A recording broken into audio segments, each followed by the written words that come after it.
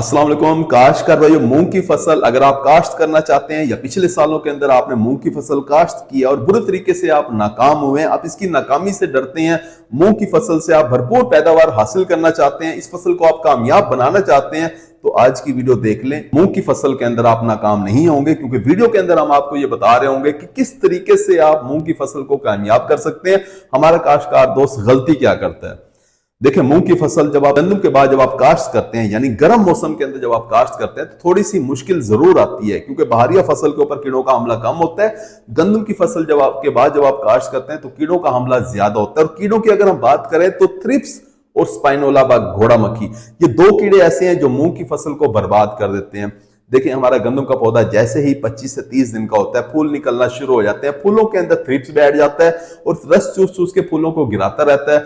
आपको इसका जो फूल है, जो गुच्छा जिसके अंदर आपको 18-18, 20-20 फलियां आपको नजर आनी चाहिए थी, क्योंकि फूल सारे झड़ जाते हैं, वो आपको टुंड-मुड़ सा गुच्छा नजर आता है, उसके ऊपर आपको 2 या 4 फलियां नजर आती हैं, यानी सारी पैदावार तो आपकी थ्रिप्स ही खा जाता है।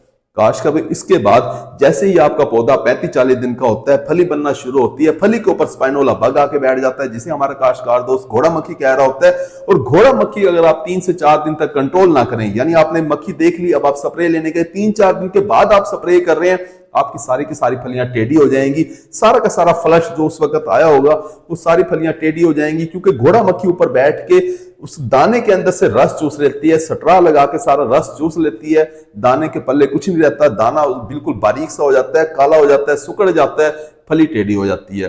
काश्त का भी स्पाइनोला बग यानी घोड़ा मक्खी का स्प्रे फौरन करना बहुत जरूरी होता है। हमारे काश्तकार दोस्तों को चाहिए कि थ्रिप्स के स्प्रे, पहले शुरू में थ्रिप्स के स्प्रे करें और जैसे ही फलियां नजर आना शुरू हो तो स्पाइनोला बग, घोड़ा मक्खी के लिए भी स्प्रे मिक्स करना शुरू कर दें।